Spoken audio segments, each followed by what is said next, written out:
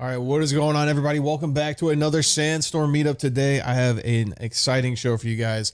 I'm joined by Sebs and Henry the Grape from Cyberkongz. How you guys doing today?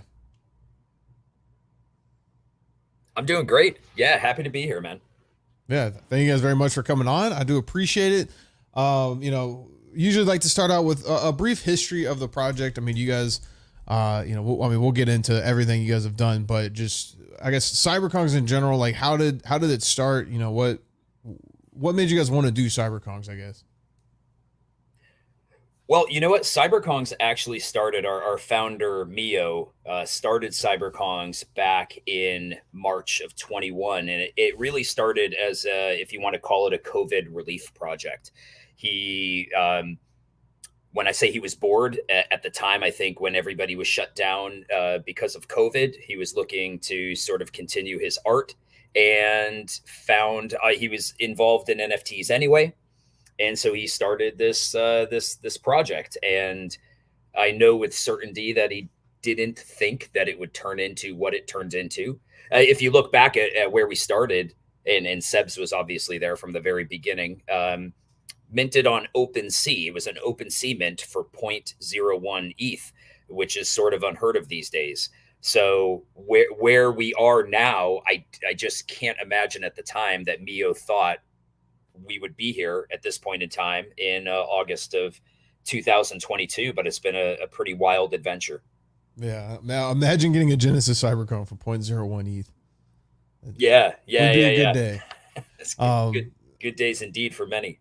Yeah, I mean, you guys honestly, I think, are one of the most influential projects. I mean, the amount of just stuff that you guys have inspired in other projects, whether it be the style of pixel art, or just the different utility that the NFT brings. I mean, I think you guys were definitely one of the first to introduce like a major utility attached to an NFT, and then everyone was like, "Oh, we got to be like Cyberkongz and have a token and all this stuff." I guess when did that come along? Is like you guys are like, "All right, we're gonna do more than just the artwork." Sebs, you were there. Yeah, I was gonna say I think this one's for me. I mean, I don't know, to be honest. It just kind of happened, like I remember joining the Cyberkongz Discord on like the third day or something of when it was still being sold on OpenSea. And then yeah, next thing I knew, you had all the guys from Axie coming in. Coco joined, and then yeah, then literally I think a week after that, it was just like, yo, let's build cool things. So it wasn't planned at all in the beginning. I mean, I don't think anyone expected like Cyberkongz to become what it's become or what it is. And I mean, yeah, we just started rolling with it last year, and it just kind of happened. I think in April we had the contract migration, and I think that was the first time where it kind of proved that like we're here to be serious. We're here to do big things. Like moving off OpenSea with the banana dropping, with baby breeding coming out, all of that. It was just probably around about April, I guess, if we want to talk official dates. Yeah, I mean, yeah, you guys are also like one of the first projects that kind of introduced breeding as well and kind of did it right. I mean, because you guys started out with 1,000 Genesis Cyberkongz, and then those were able to, you could use banana token to then get incubators, and those would turn into baby Kongs and also the VX Kongs, which there's 5,000 baby Kongs, correct? 4,000. 4,000. 4,000 baby Kongs, 1,000 Genesis. Yeah. Okay, yeah, 5,000 total. What was the inspiration? For the numbers. Why 1,000, 4,000, and then 15,000? So I think for the first 1,000, that's a question for Mio, because I've actually asked him why 1,000. I think he was just like, oh, that sounds like a good number. But the 4,000 was, I mean, coming from Axies, a lot of us, Cyberkongz does have a lot of Axie DNA in it. I think it was really influenced by the Mystic Axies. There are only 4,000 Mystic Axies, and I just think it's kind of like a homage to kind of that, and the breeding as well. That really was inspired by Axie Infinity quite a bit. 15,000, I think it was for mostly expansion. We're going to drop 5,000 for free to people, and then it was going to pretty much be another 10K kind of project, which we wanted to give out to the masses. So yeah. Yeah, and now I mean, even the VX Kongs I think are still, 0.4 or something on the floor. I'm looking now, 0.58. Yeah, 0.58. So I mean, still, you guys have 3 different collections. That's like a lot of liquidity in one collection being spread around, but still holding really good floor prices. Are there any plans, I guess, to release more collections so people could get in at a lower price? You can't ask me that, man. Wait, one thing I think I just want to get a point in, because I remember talking to Owl. It may have been, it was at one of the NFT conventions, and I'm pretty sure that he said he was in the shower when the idea of breeding with banana happened, and he came out and was like, oh, this is a fantastic idea. Obviously, CryptoKitties had bred before, Hashmasks had a utility token, but I think this idea of really like taking a utility token and using it, to produce another collection was, when I say it was novel in the current meta. And I think Cyberkongz kind of took it to that next level. And obviously Banana became, successful from the standpoint of it's been the fuel for our ecosystem, and we try to incorporate it into a lot of what we do. So I just wanted to get that little point in about Owl, because when I heard that, I was like, oh, that's hilarious that this idea came to him. Hey, sometimes ideas like that just come to you in random places. So a lot of good ideas come in the shower. I don't know why. Yeah, they do. And yeah, so you said the banana token has fueled the whole ecosystem, and as we saw with that list of different utilities that you are able to use with the banana token. Now, are the Genesis Kongs the only ones that actually earn banana per day? I mean, it's Yeah, if you're just looking strictly at, you have the NFT and it's yielding, then it's the Genesis Cyberkongz. But Yeah. with baby Cyberkongz, I mean, they generate shards which can be converted for charms. And since we've opened up the more or less instant liquidity for them, baby Cyberkongz also to an extent earn, I think, banana at more or less the same rate. So I think that's what it was based on the prices when I checked it out. But it's, yeah. And I mean, also, if even if you look at the VXs, you can end up doing free runs and playing collect and really, like, I guess, capitalizing on the free runs there to earn. So each tier of the ecosystem is earning banana in some or other way, but the Genesis Kongs are still the nodes. So Yeah. And I guess what I was going to ask, because I've been invested in plenty of NFT projects that have tried to emulate, what you guys have done with utility tokens. And there's always different things to learn. And as being, I guess not the first, but one of the first, is there anything that you guys wish you did different with the release of your utility token? That's a good question. yeah, that's a good question. Well, you know what? I think part of the success of the utility token is really going to be based on use cases. So I think the more use cases that an ecosystem can implement, the more successful that token can be.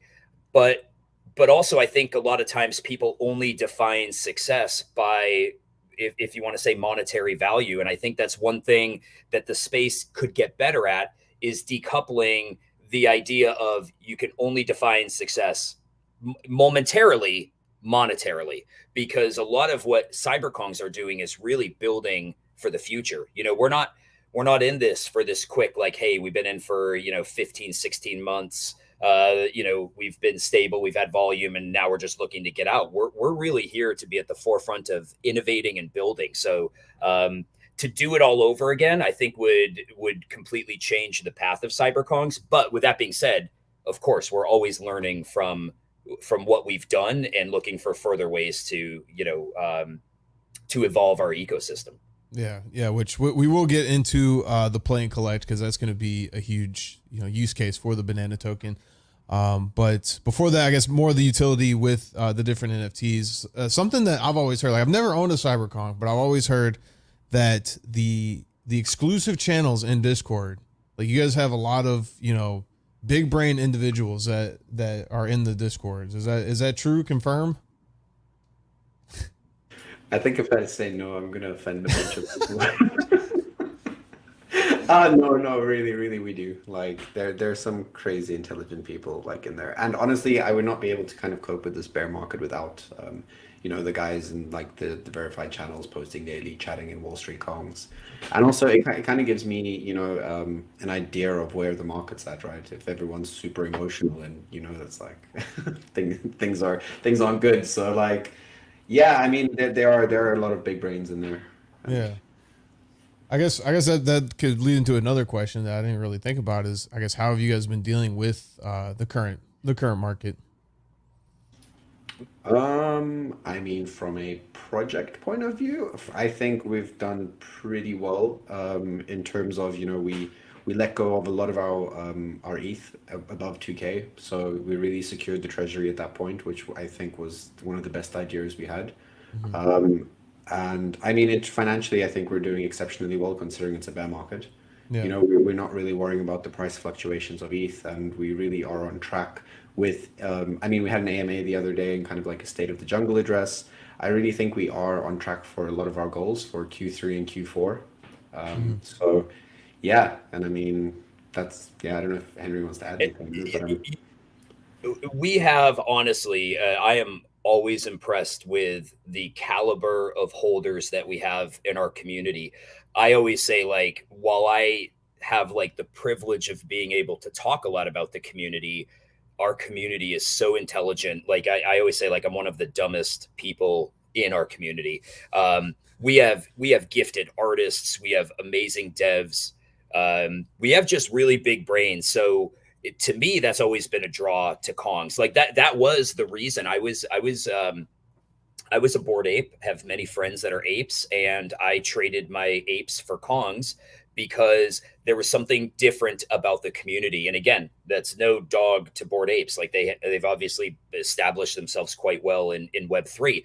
Cyberkongz, they were just a different type of community, very welcoming, always willing to pass on knowledge. We had the OGs like Sebs and obviously Coco and Mio and Inverted, and basically what makes up the council, amongst other OGs in our community, that really set the tone for what it is to be a community. And now, now we sort of, if you talk about community or if you talk about building, it's become memeable. But the reality is, back in the spring of 21, it wasn't really a meme. It was what we were doing.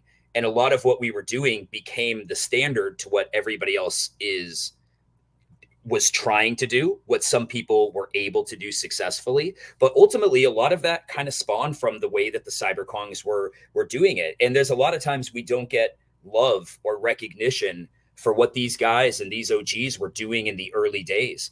But they really did lay the foundation for where we're going now as we transition from Web3 into a brand. So how is the community these days? Like any community, there's days where people are feeling awesome. There's days where people are feeling like the sky is falling. And I think at the end of the day, as core team members, our job is to just keep going to the next waypoint, because we aren't influenced by what is happening in the market right now. It changes so quickly. If you are always reacting to what the market's doing, you'll never get anywhere. So we have the things we're working on, and we absolutely intend on getting there. And I think people will see what the Kongs have been doing for the past, 6 to 8 months. Awesome. Yeah. I mean, you guys, as far as projects holding up, you guys have definitely been surviving. And that is one of the keys of the bear market is, to keep surviving and not just be, these 100 other projects that are releasing every day that are just cash grabs and stuff. So I think the building meme is, it does apply to a lot of projects that like they take your money and you're like, all right, so what's the plan? They're like, all right, we're just building and we're going to keep building. And it's like, all right, dude.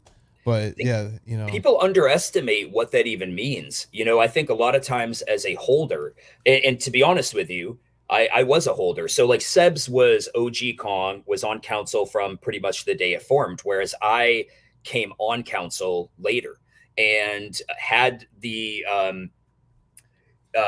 perspective of a holder for a long time, longer than I had the perspective of council. So a lot of times you think like what it takes for a project. It always seems so simple. Like, all we have to do is this. All we need to do is drop this, free this, and the reality is, yes, if you're looking to be a flash in the pan, you can do all of those things and get some temporary hype. If you are trying to build something bigger and more sustainable, the amount of work that we do, I mean, Sebs and I are many, many time zones away.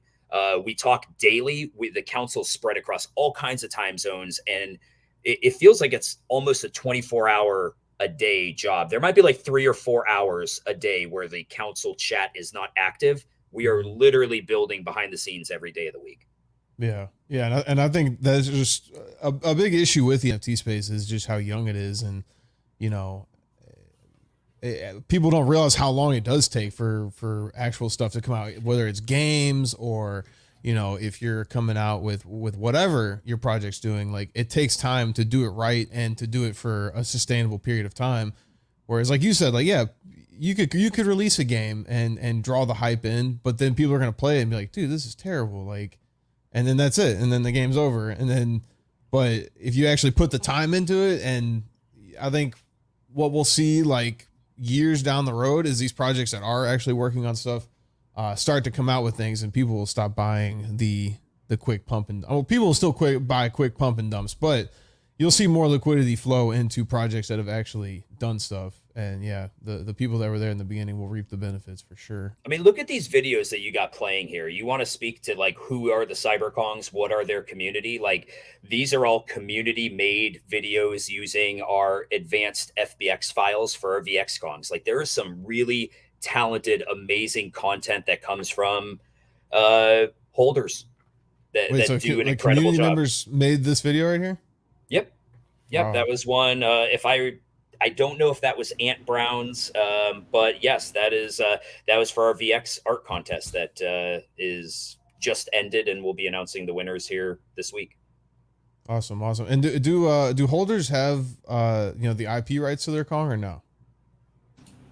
Yeah, they're full IP to any of the collections from Genesis straight through to VX. So, and there's no limit on IP because I mean, what's like really surprising to me, which I noticed kind of became a trend, was capping the amount of profit you can make from your IP in the space. So they have 100% they can take 100% profits from whatever it is they do with that IP. And it's really something we try and promote quite a lot. Like we really want people to use the IP, Yeah, that's awesome. I did want to move into talking about play and collect. I guess for anyone watching out there, what is play and collect? Yeah, well, I'll do that.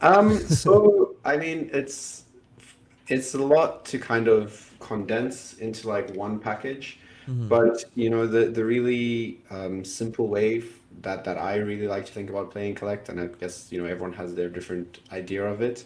It's not a game. It's a gamified way to mint new NFTs, and that's really what's happening. And it is really at the current layout of it. It's at its infancy. It's literally still in the early stages, in the beginning. It's the base layer. We have Conquest, which is actually a community project that is coming out soon that is going to really showcase how play and collect can be used as an infrastructure to build your play and collect games on. So yeah, I mean, that's really what it is basically. Like, I think at its base level, we are rolling out some expansions to make it more kind of immersive in that sense and to really make it more interactive. But for now, it's really, just going back to what I said, a gamified way of minting, new NFTs and kind of rolling out the Cyberkongz story, completely on chain. And yeah, that's it. I don't know, Henry, do you want to add anything there? No, I don't think you necessarily left anything out. That was a great explanation. That we've said that this is the foundation. So what people are seeing is really the base layer of what play and collect is. So we have a initiative called Kong's Tank, Polygon Edition, which is basically a grant system to help expand the play and collect ecosystem. And the first game that's going to come out of that is Conquest. So whereas this right here, what you're seeing streaming is pretty much blockchain transactions, and there is gamification to it, whether you want to buff your character, when you want to commit your Kongium, that sort of thing. Conquest will actually be where you can use your VX Kong and use some of the elements from within play and collect to be able to actually engage with other Kongs in sort of an arena style mini game. So this is just like the very, very beginning of what play and collect is. And as Seb said, we are going to be rolling out some updates to it that I think are going to be, we're going to keep rolling out updates, but I think people will see like, okay, we understand that what we're playing right now for some people may seem like very repetitive, and they, I hear a lot of people say like, oh, play and collect, it isn't super fun. Well, because right now it reminds me of some of like, if you want to say like those old DOS based games where you're like, it's transactional, where as we expand things with play and collect and the play and collect ecosystem, I think people are going to see like, this was just almost, I don't want to call it the beta version, but it's the beginning. We needed to roll it out to get the base going, and now we can expand upon it. Yeah. And what is what's required to participate? Do you have to have a VX Kong? Yeah, you do. So in play and collect, what you're seeing right now, you have to have a VX Kong to play. Okay. Conquest will have a free mode, so you will be able to play without a Kong. You will not be able to earn the way somebody else can with a VX Kong within Conquest, but there will be a free mode. Yeah. And then what is the jungle adventure? Sebs, you want to explain? You mean like from a technical perspective, or? Well, I guess like is Jungle Adventure just like is it like a quest in the play and collect? Because I know I was reading like 1 to 5, Kongs can go in on this I guess quest and play and collect.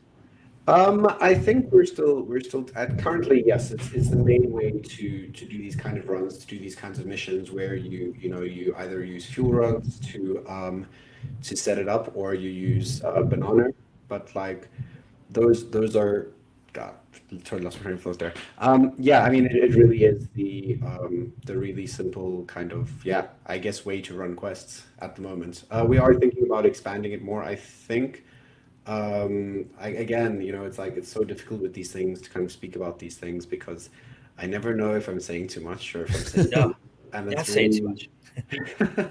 it's like a balancing act, because I really want to be like, well, yeah, conquest, sorry, that jungle adventure is like one of these parts of this thing, but yeah, I guess everyone's just gonna have to wait and see what we have coming up. Yeah. And so you plan on, I guess, what I was reading was like a fuel rod. You get one per day that pretty much gets you like a one free play, and then if you want to continue doing more, you have to spend banana. Yeah, more or less, and it's a point 0.4 banana per Kong per run. So Okay. you're doing what, like 2 banana max for a team of 5. Nice, nice, and yeah, so that'll add more utility to the banana token, and we mentioned earlier that an extra utility added to the baby Kongs was earning shards and being able to get lucky charms. I guess what do the lucky charms do? They're Yeah, the charms are a buff. So as you send your characters off on an adventure, whether it's a crew of 1 to 5, those are going on an adventure to collect Kongium, which is used to level up your character. Mhm. Along the way, you can collect Kongium. You can also collect certain NFTs. Like right now, we have vouchers in there that are redeemable for hoodies from Uniquely, but also you can get whitelist vouchers in there, and then you could use those whitelist vouchers to be able to claim a whitelist from our KongSmart.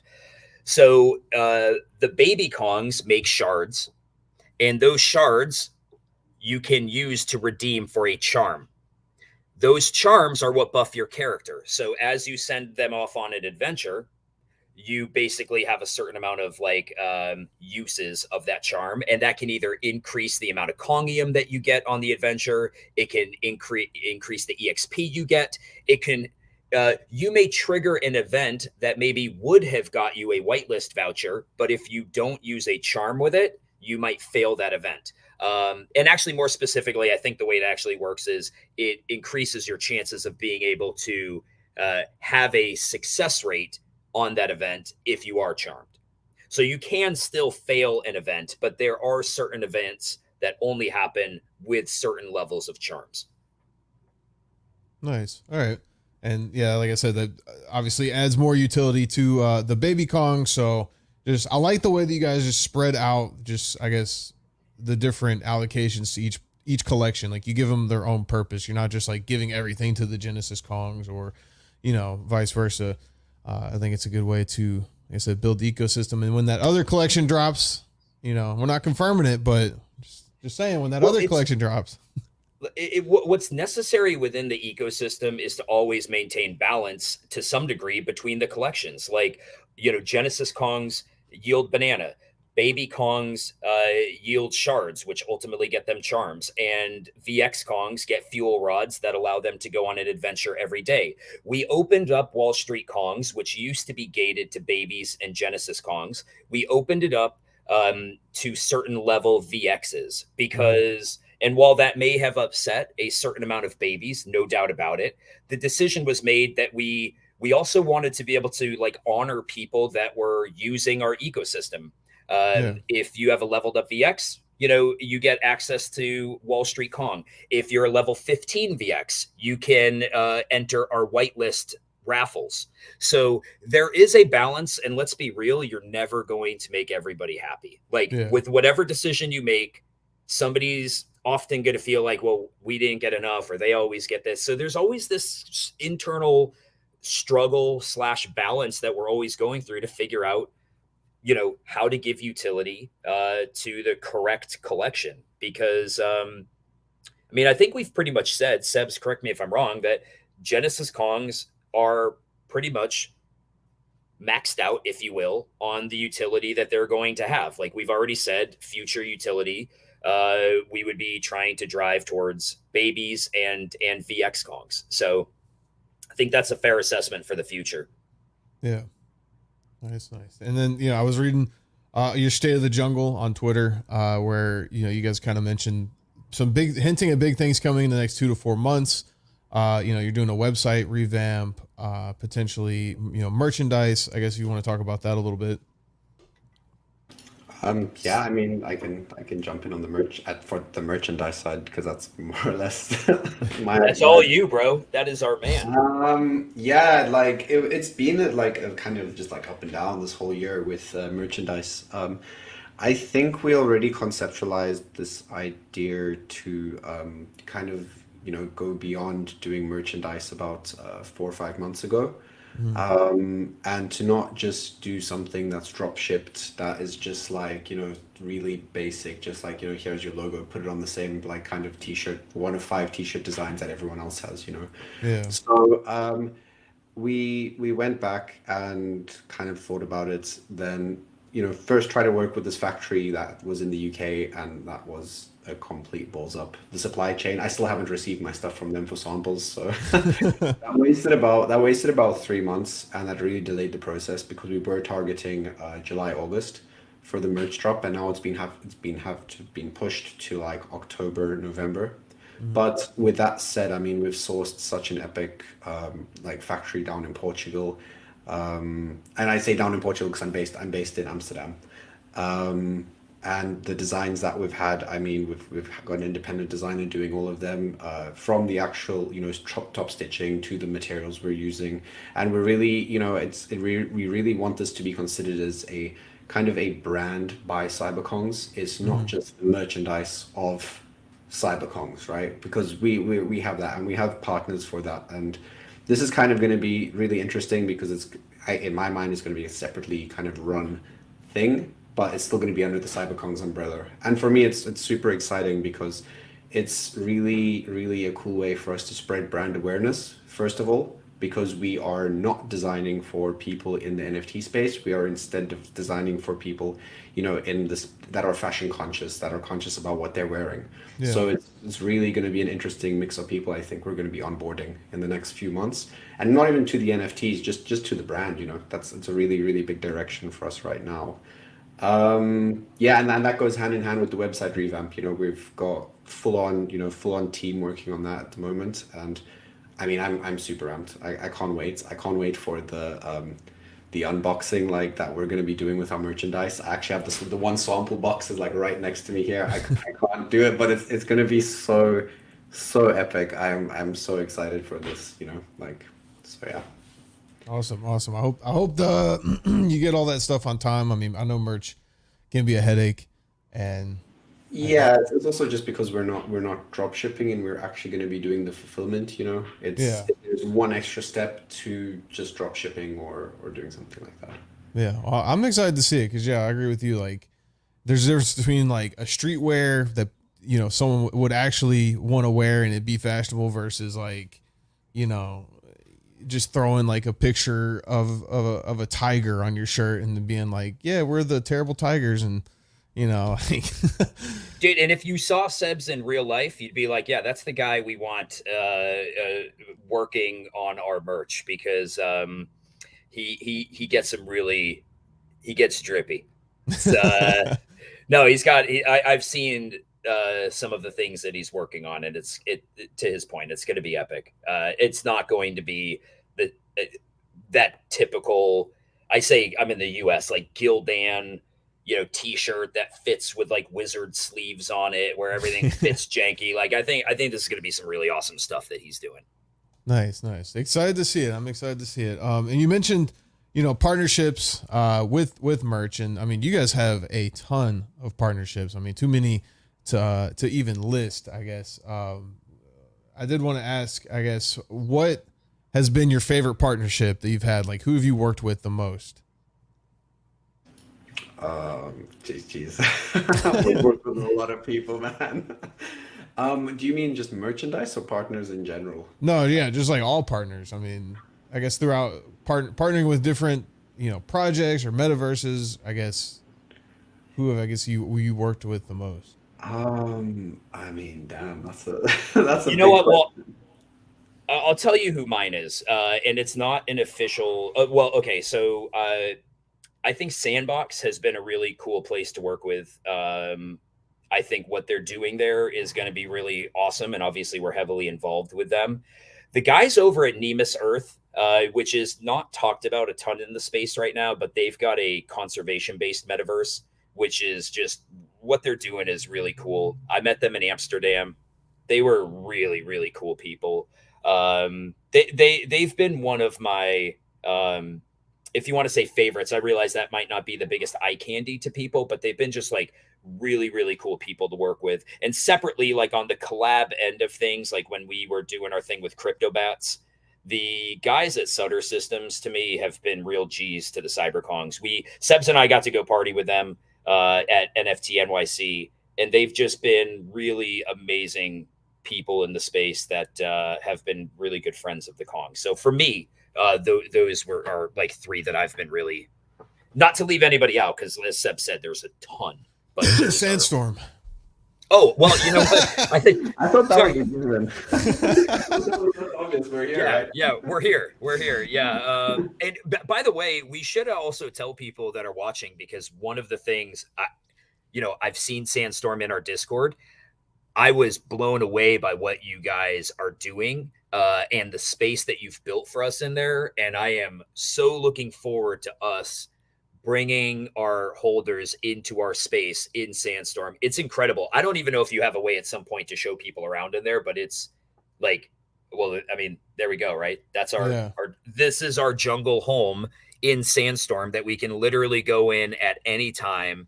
And soon we'll be able to go in with our VX Kongs. It's when I saw it, I was blown away by it. Mm-hmm.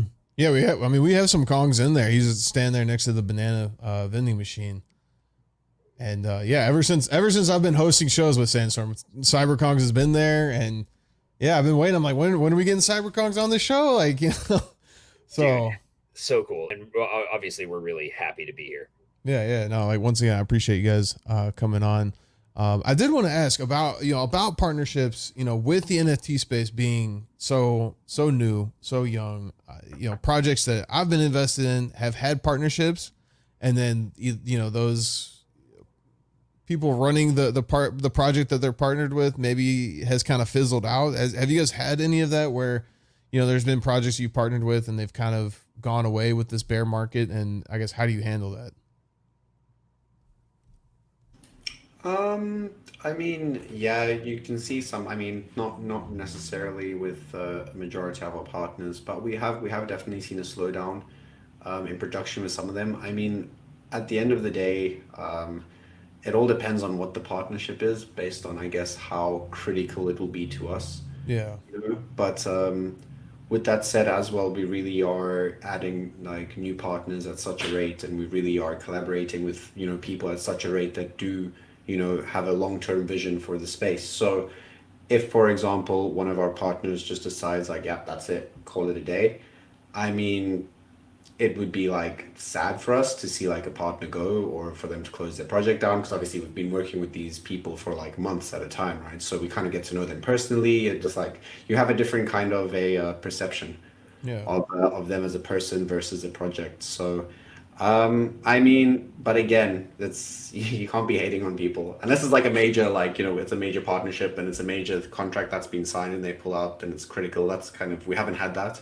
I hope we never have that. Mhm. So, but yeah, with all our major partners, it's been smooth sailing pretty much. It's really been, delivery has been coming through quite nicely, especially this quarter of the year. So it's nice to see like a lot of things coming to light. I think Q3, Q4, and even Q1 next year, we'll have a lot of things coming out. Like, and everyone will be like, "Where did this all come from?"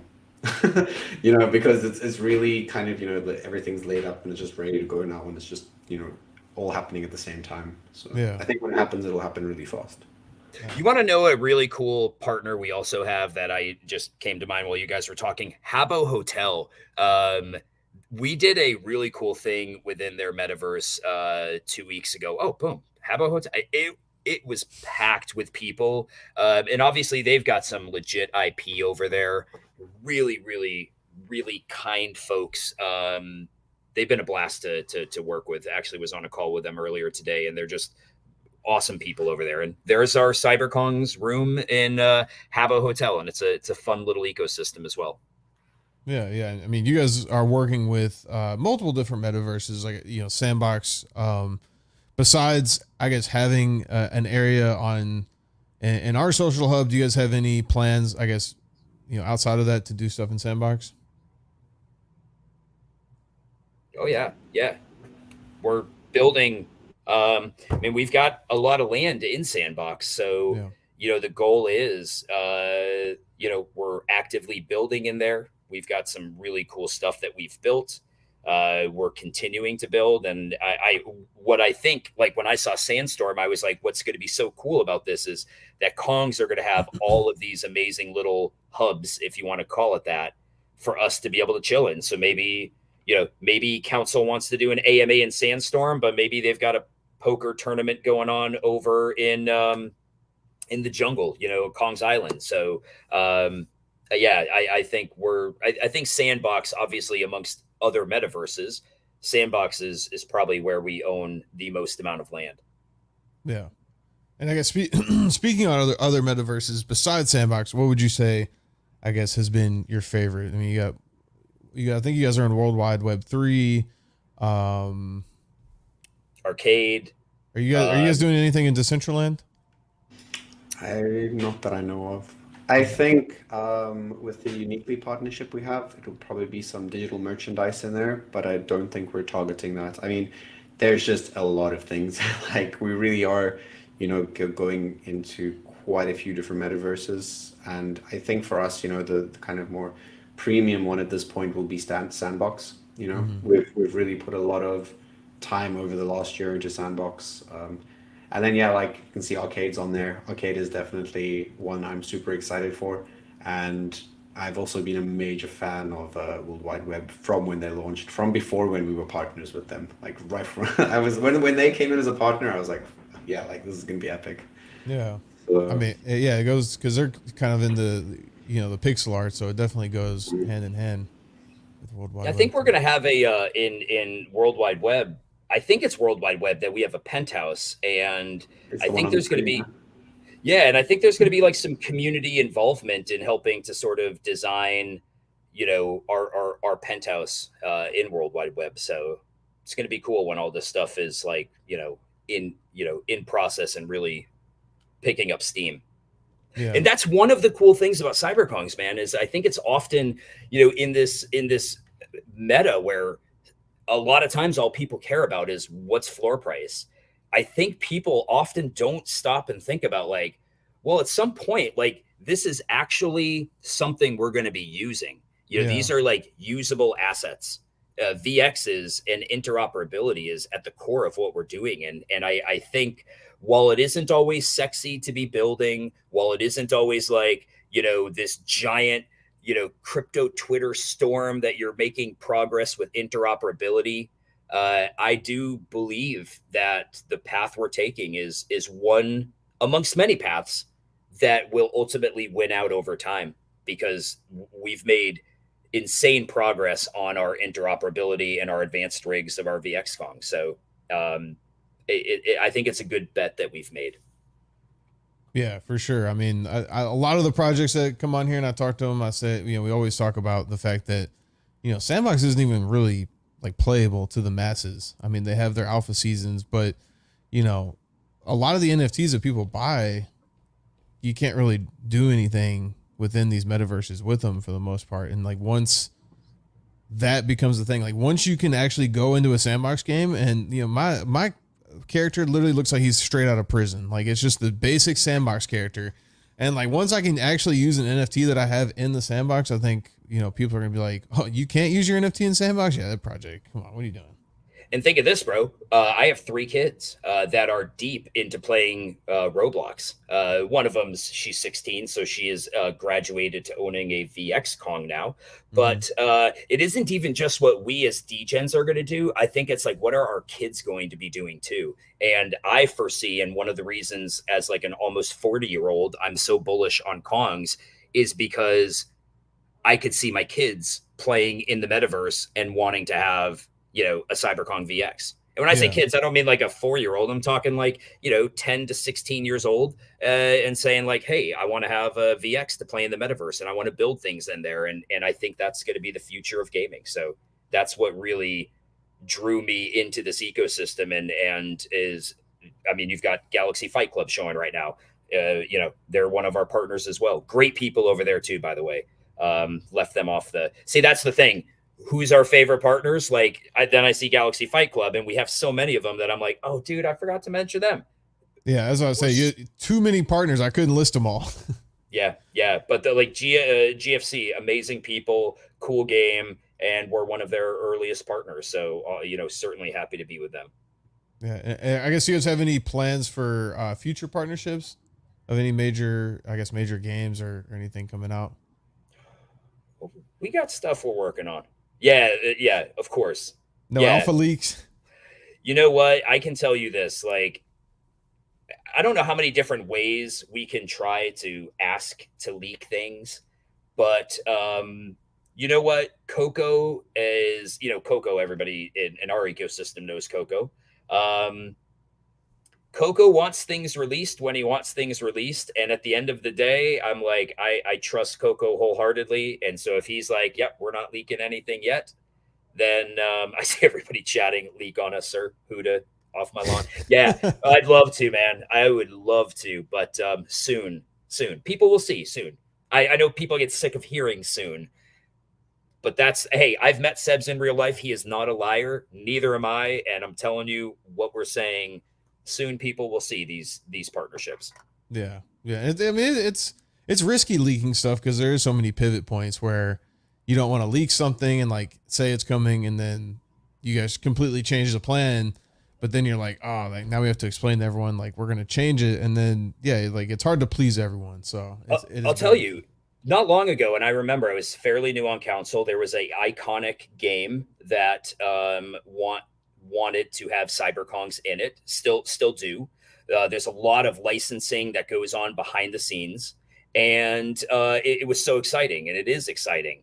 But this is going back to like March of 21, and I think back when it was like, okay, glad we didn't say anything, because had we said something in March, here we are in August. What would the community be doing right now had we said something about it 4 months ago, and here we are August 4th, and there's still licensing that's being waited on? And that's the risk you take when you leak something without the I's dotted and T's crossed, is if it doesn't happen, the community can FUD really hard or be really disappointed. And so while people want us to give like a little bit of speculation to it, sometimes with certain things we just have to be really, really careful about how we roll it out.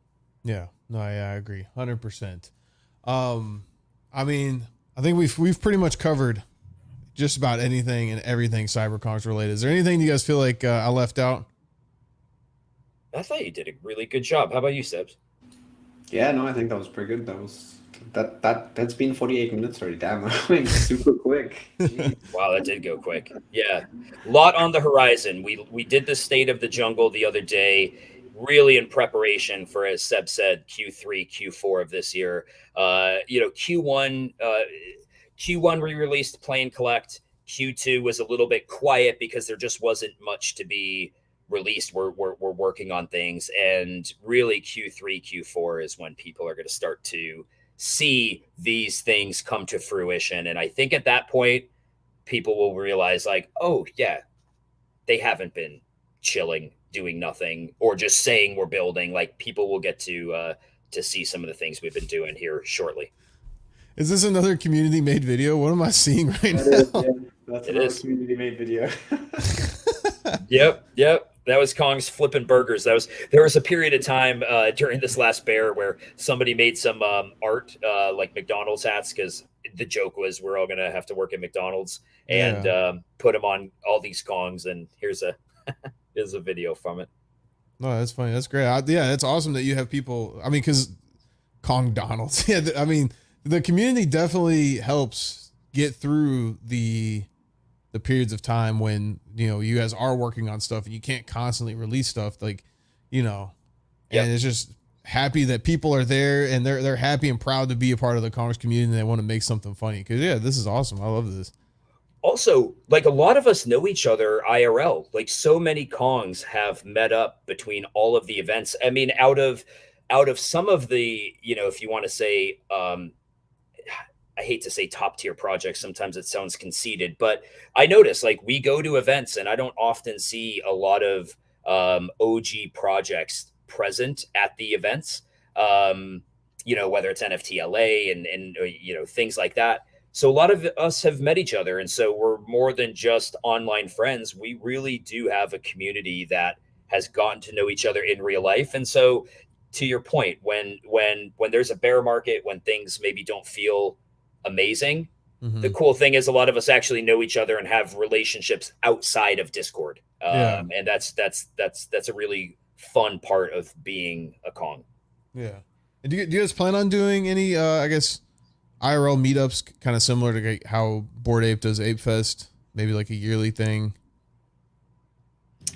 I mean, we did Amsterdam like this last year. I think 2 months ago we did MetAms, and that was just like ridiculously successful, and it was really epic as well. Because we were able to kind of capture the NFT community, not just Cyberkongz, but other communities within Europe.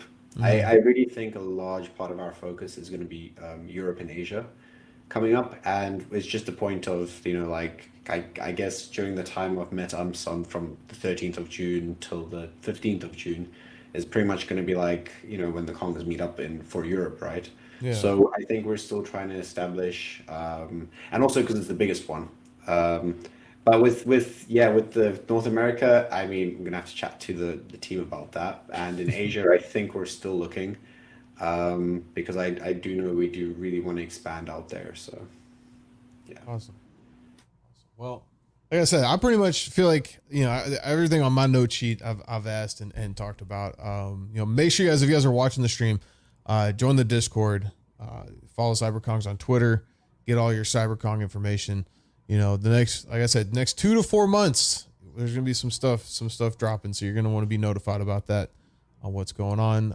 I really appreciate you guys coming on today. Thank you very much. Absolutely. Thank you for having us. And thank you for everything you guys have been doing, for us in SandStorm. It's quite impressive. And I appreciate everyone watching the show today. Thank you very much. Make sure you guys follow the stream and follow us on Twitter and join our Discord. We will be live again tomorrow at the same time, 12 o'clock Eastern time. So make sure you guys come out for that one. And everyone have a great rest of your Thursday. Ooh, man. All right. Take care, bro.